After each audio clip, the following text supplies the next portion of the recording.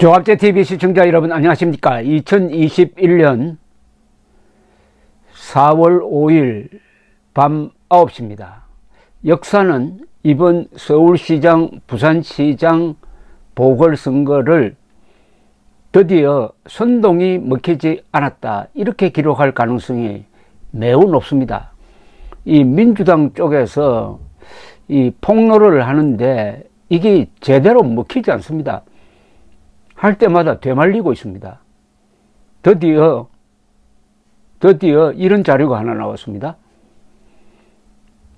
오세훈 국민의힘 서울시장 후보가 2005년 서울 내곡동의 생태탕 집을 방문했다는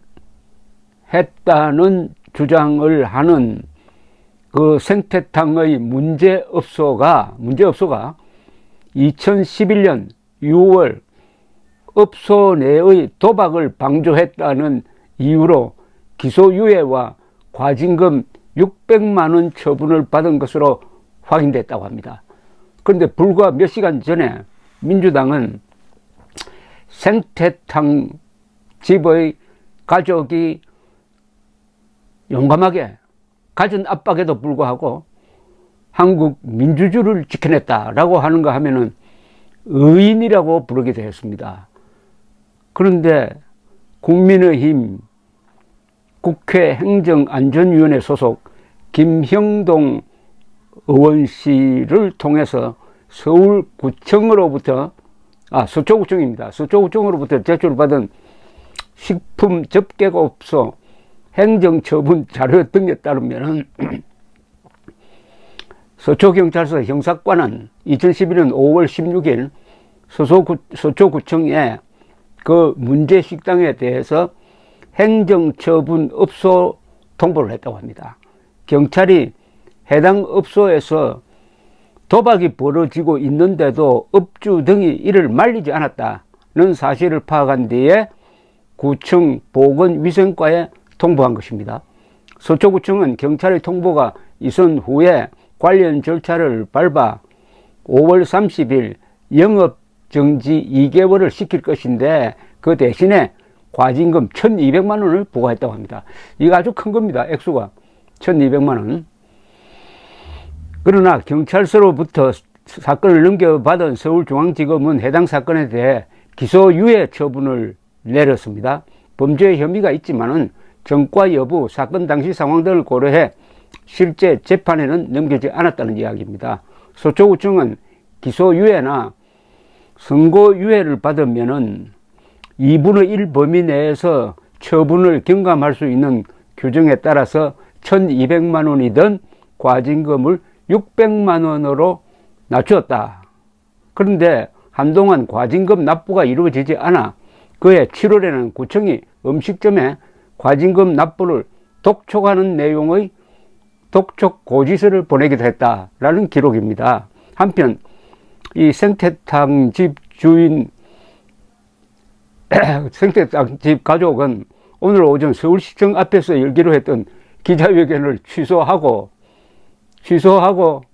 만만한 김어준에게 달려가서 기존의 주장을 되풀이하는 방송을 했습니다. 취소한 이유가 당사자들이 해를 입을까 두려워서 기자회견을 못하겠다, 주변에서 말리고 있다라고 밝힌 것으로 알려졌지만은 김어준은 뉴스 공장에 가서는 똑같은 말을 되풀이를 했는데, 그러면은 기자회견을 왜 피했느냐? 제 추측으로는 만만한, 어떻게 보면 같은 편인 김어준과는 대화가 되는데 수십 명의 기자 앞에 노출됐을 때 과연 기자들의 질문을 감당할 수 있겠느냐? 더구나 이 업소 주인이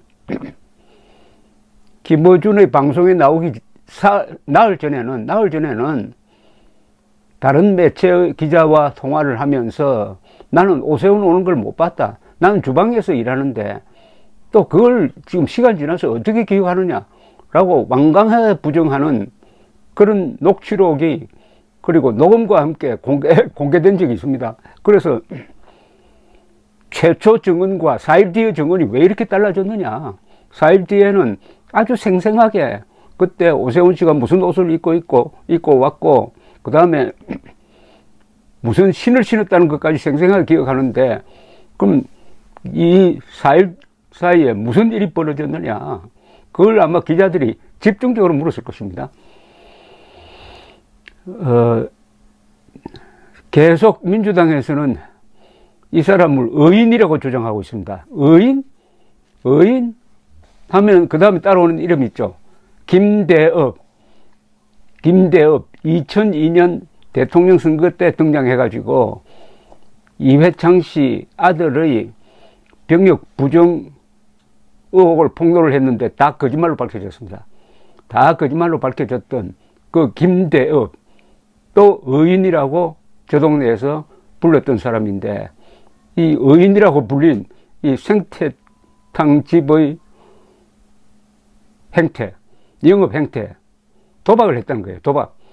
음식점에서 도박, 심심풀이로 그냥 방송 펴놓고 음식 나오는 걸 기다리면서 도박하는 경우도 가끔은 있습니다. 그러나 경찰이 그것까지 단속했다고는 저는 보지 않습니다. 이 도박의 규모나 도박의 질이, 이건 좀 악질적이다 하는 판단을 했던 것으로 보입니다. 도박 방조가 그냥 통상적인 이 화투놀이 정도는 아니었을 것이다. 그건 좀 더 알아봐야 되겠죠. 이게 지금 드러난 일입니다. 그런데 박영선 후보 측은 지난 주말부터 이제 결정적인 무슨 뭘 잡은 것처럼, 그러니까 청량하는데 오세훈 씨가 간 게 그게 도대체 그게 무슨 사건이냐. 본인은 완강에 안 갔다 그러고 갔다는 증거는 없어요. 100번 양보해도 갔다 칩시다. 갔으면 그게 무슨 사건입니까? 그게 무슨 횡령 사건입니까? 살인 음모 사건입니까? 아니면 반역 음모 사건입니까? 그게 내란 선동이나 되는 겁니까? 아니면 횡령입니까? 뇌물수수입니까? 이게 도대체 무슨 사건입니까? 내곡동 사건이라는 게 오세훈 씨 부인의 상속재산이 나중에 개발지역으로 들어가니까 토지 수용이 되었다. 그래서 보상을 받았다. 근데 본인들은 보상받았는데 시가보다 더 많이 받은 것도 아니다. 금전적 해착이 없었다. 단순한 겁니다. 이걸 판 것도 아니에요. 판 것도 아니고 투기한 것도 아닌데, 도대체 또 거기에 개발지역으로 지정한 거는 오세훈 씨가 시장되기 전부터 그 기본 방침이 이미 결정되어 있었다. 이 정도입니다.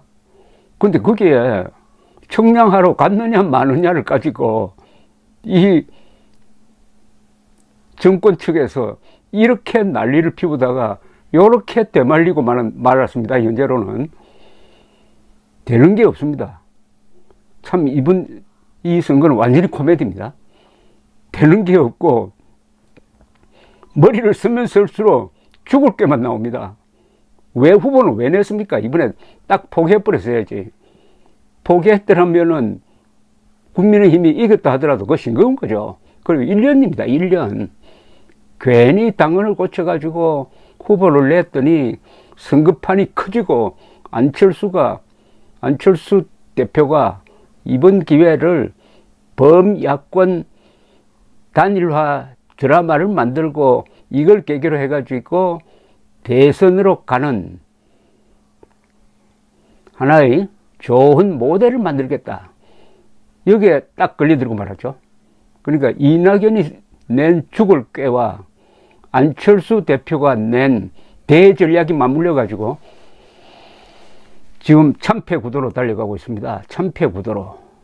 그러니까 막판에 선동이 안 먹히니까 이 발버둥을 쳐보는데 내는 카드 쪽쪽 이런 대말리는 자충수에 계속 빠지고 있습니다.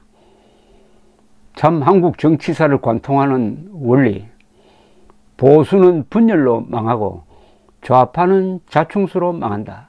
거꾸로 뒤집어 버리면은 보수가 단결을 하면은 흥하고 좌파가 겸손해지면은 흥한다. 이건데 현재는 보수는 단결을 했고 좌파는 좌충수. 그 결과는 4월 7일 밤 한 10시쯤 나올 것으로 보입니다. 감사합니다.